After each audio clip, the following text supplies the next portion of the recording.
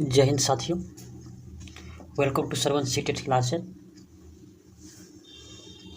EVS में कक्षा 3 का मोस्ट इम्पोर्टेंट क्वेश्चन से हम रूबरू होने के लिए जा रहे हैं। तो आपके एग्ज़ाम बेसिस बहुत इम्पोर्टेंट प्रश्न है, तो आप इसको बार बार रिवीजन में डालिए। इसमें लगभग हम 5 से 6 लेक्चर आपके बीच लाऊंगा, जिसका पहला लेक्चर आज देखने के लिए जा रहे हैं।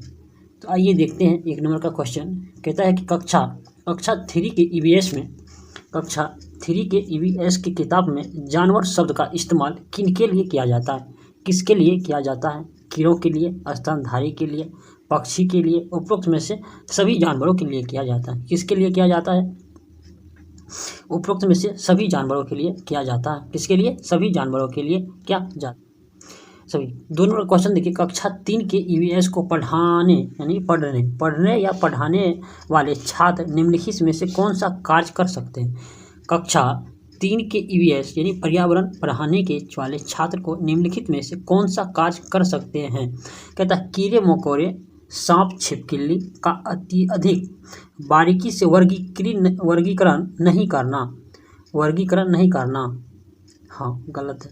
वर्गीकरण करना चाहिए, लेकिन यहाँ पे वर्गीकरण नहीं करना है, यही आपका ऑप्शन सही होगा। नहीं करना चाहिए, आपका ऑप्शन नंबर 1 ही होगा।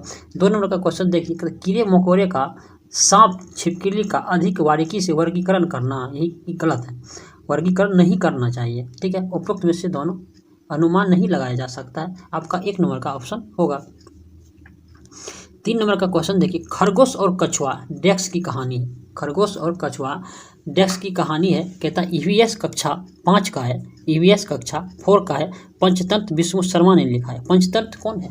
एक शीर्षक है। क्या है? एक शीर्षक का नाम है, कहानी का नाम है। किसने लिखा है? विष्णु शर्मा ने लिखा। किसने? विष्णु शर्मा ने। इसी पंचतंत्र में लिखा हुआ है कछुआ और खरगोश की कहानी। क्या? कछुआ और खरगोश की कहानी।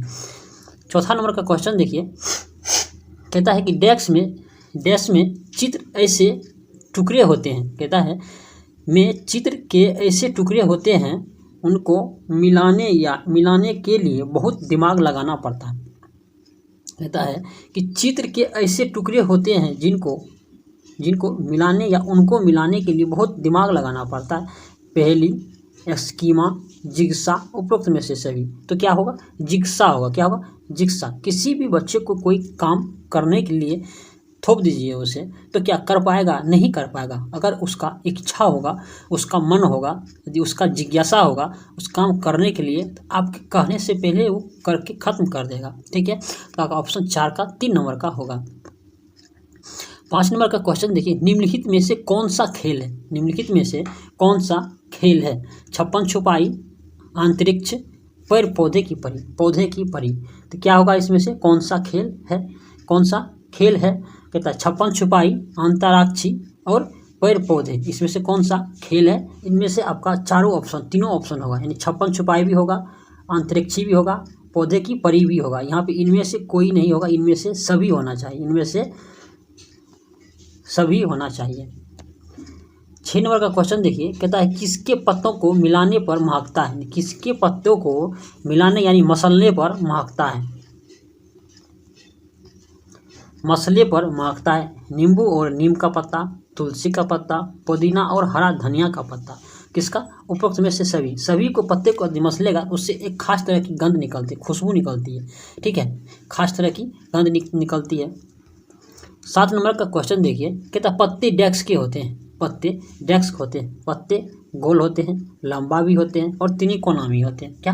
तिकोना भी होते हैं। देखिए मखान का पौधा आप देखे होंगे तालाब में, पोखर में मखान का पौधा रहता है। उसका पत्ता कैसे? उसका पत्ता गोलाकार टाइप का होता है।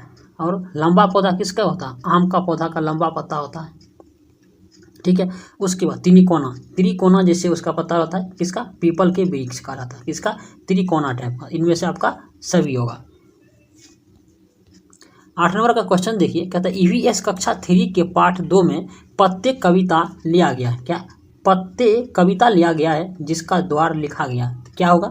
ब्रिंजल पात सिसोदिया, राजीव राजीव पाल सिसोदिया, वो विजेंद्र पाल सिसोदिया। तो कौन सा निकल के आपका आएगा ऑप्शन, बताइए।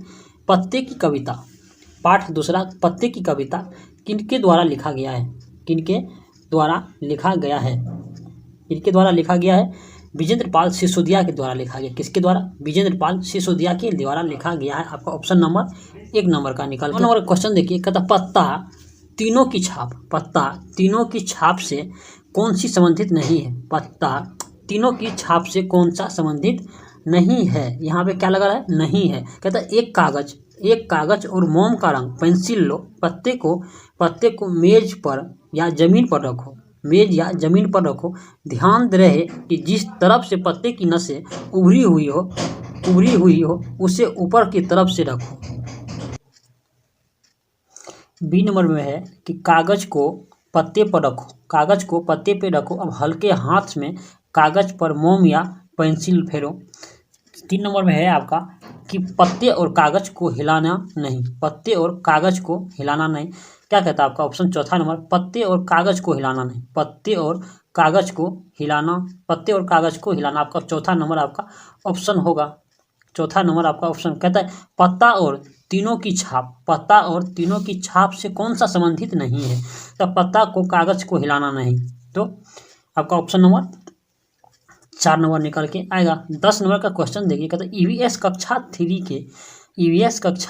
3 के पाठ 3 में पानी की कविता से लिया गया है। यह है किसके द्वारा लिखा गया, किसके द्वारा, राम प्रसाद के द्वारा, श्रीनिवास के द्वारा, श्री प्रसाद के द्वारा और श्री देवी के द्वारा। तो किसके द्वारा लिखा गया है, बताइए, किसके द्वारा लिखा गया, श्री प्रसाद के द्वारा लिखा है। किसके द्वारा, श्री प्रसाद के द्वारा लिखा गया है। 11 नंबर का क्वेश्चन देखिए, पानी मिलता है क्या, पानी मिलता है झील से, कुआं से, तालाब से और झरना से, सागर से, नदी से, नहर से, ट्यूबवेल से और नल से। ऑप्शन नंबर 3 में है कि नहर से, गर्म सोता से, नलकूप से, उपरोक्त में से सभी। तो उपरोक्त में से सभी से जल की मात्रा मिलता है। ये जो गर्म सोता भी एक नमी टाइप का है, ठीक है, जो आपको बर्फबारी इलाका में आपको देखने के लिए मिलेगा। यही आपका ऑप्शन गर्म सोता भी आपका होगा, इससे भी पानी पर्याप्त मात्रा में हमें मिलता है। आपका ऑप्शन नंबर 4 होगा, ठीक है। 12 नंबर का क्वेश्चन देखिए, कहता है निम्नलिखित में से जो अलग है उन्हें चुने, निम्नलिखित में से जो अलग है उन्हें चुने। नदी, पहाड़, तालाब और सोता, नदी, पहाड़, तालाब और सोता। नदी पानी, तालाब पानी, सोता पानी, पहाड़ क्या है, ये पथरीला है। आपका ऑप्शन नंबर बी गलत होगा, ठीक है।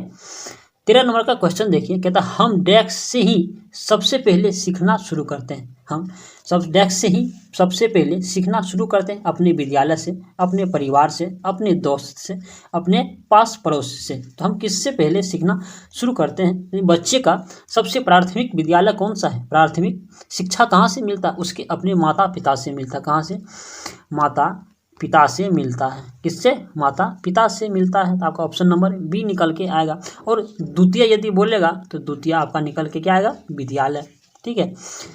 14 नंबर का क्वेश्चन देखिए, हमारा पहला स्कूल क्या है, हमारा पहला स्कूल क्या है, पहला स्कूल क्या है, हमारा परिवार, हमारा विद्यालय, उच्च विद्यालय, केंद्रीय विद्यालय। तो क्या होगा, हमारा पहला स्कूल क्या होगा, हमारा परिवार ही हमारा पहला स्कूल है, हमारा विद्यालय है। और विद्यालय ये दूसरा परिवार हमारा हो गया, ठीक है। 15 नंबर का क्वेश्चन देखिए, निम्नलिखित में से कौन सा आदत से संबंधित है, निम्नलिखित में से कौन सा आदत से संबंधित है, जोर जोर कर हंसना, कहता है घर के बाहर जूता चप्पल खोलना,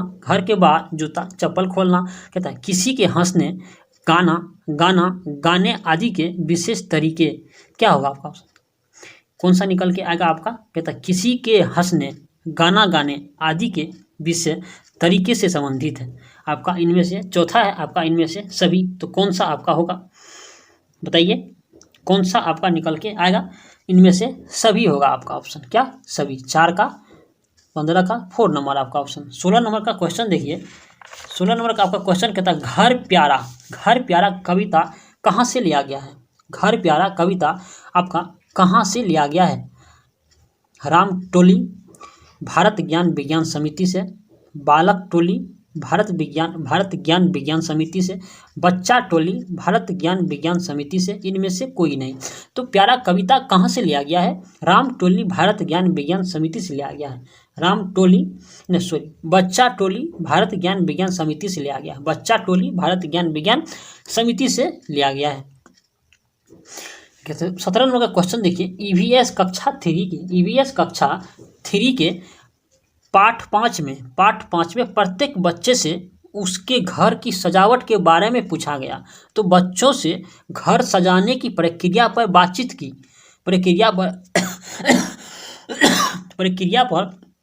बातचीत से डेस्क के महत्व को उभारा जा सकता है। स्थानीय सामग्री के उपयोग तथा त्योहार मनाने से।